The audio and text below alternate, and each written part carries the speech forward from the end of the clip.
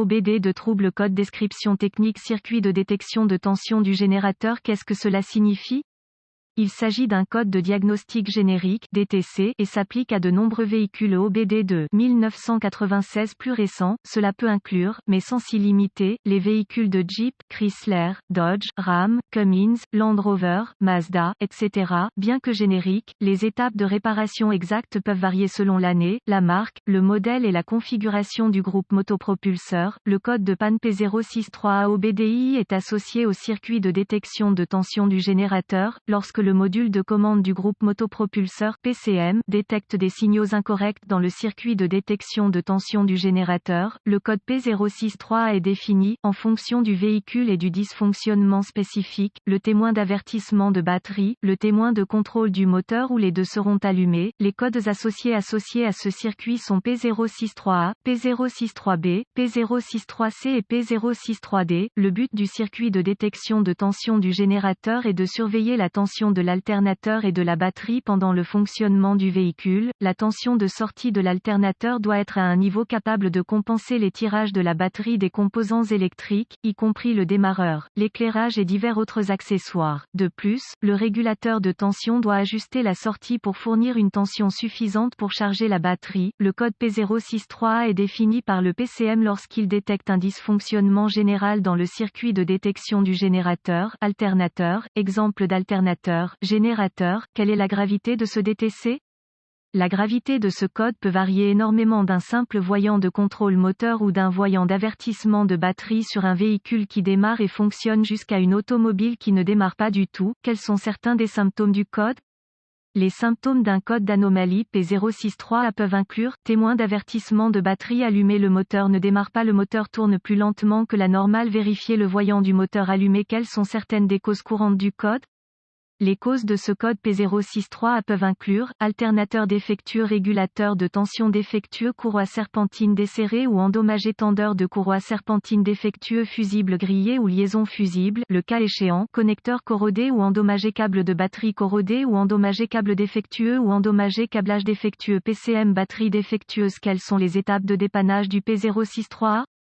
La première étape du processus de dépannage de tout dysfonctionnement consiste à rechercher les bulletins de service technique (BST) pour le véhicule spécifique par année, modèle et centrale électrique. Dans certaines circonstances, cela peut vous faire gagner beaucoup de temps à long terme en vous pointant dans la bonne direction. La deuxième étape consiste en une inspection visuelle approfondie pour vérifier le câblage associé à la recherche de défauts évidents tels que grattage, frottement, fils dénudés ou brûlures. Ensuite, vérifier les connecteurs et les connexions pour la sécurité, la corrosion et les broches endommagées. Ce processus doit inclure tous les connecteurs de câblage et les connexions à la batterie, à l'alternateur, au PCM et au régulateur de tension. Certaines configurations de système de charge peuvent être plus complexes, notamment les relais, les liaisons fusibles et les fusibles dans certaines circonstances. L'inspection visuelle doit également inclure l'état de la courroie serpentine et du tendeur de courroie. La courroie doit être tendue avec une certaine visibilité et le tendeur doit se déplacer librement et appliquer la quantité appropriée de pression sur la courroie serpentine, en fonction du véhicule et de la configuration du système de charge. Un régulateur de tension défectueux ou endommagé nécessitera un remplacement d'alternateur dans la plupart des circonstances. Étapes avancées. Les étapes avancées deviennent très spécifiques au véhicule et nécessitent un équipement avancé approprié pour fonctionner avec précision. Ces procédures nécessitent un multimètre numérique et les références techniques spécifiques au véhicule. L'outil idéal à utiliser dans cette situation est un dispositif de diagnostic du système de charge, s'il est disponible. Les exigences de tension seront très basées sur l'année et le modèle spécifique du véhicule. Contrôle de tension. La tension de la batterie doit être convenablement de 12 volts et la sortie de l'alternateur doit être plus élevée pour compenser les sollicitations électriques et charger la batterie également.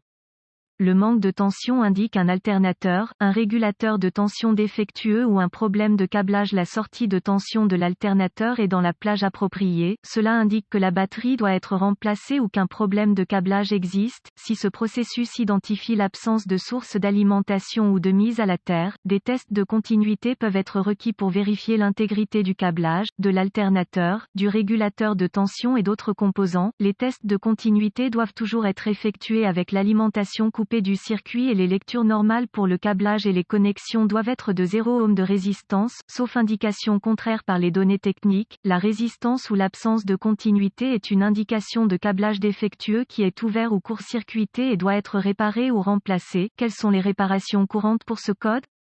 Remplacement de l'alternateur, remplacement du fusible grillé ou de la liaison fusible, le cas échéant, nettoyage de la corrosion des connecteurs, réparation ou remplacement du câblage, réparation ou remplacement des câbles ou des bornes de la batterie, remplacement du tendeur de la courroie serpentine, remplacement de la courroie serpentine, remplacement de la batterie, clignotement ou remplacement du PCM. Des erreurs courantes peuvent inclure le remplacement de l'alternateur, de la batterie ou du PCM lorsque le câblage ou un autre composant est endommagé et le problème. Cet article est strictement informatif et les données techniques et les bulletins de service spécifiques à votre véhicule doivent toujours être prioritaires.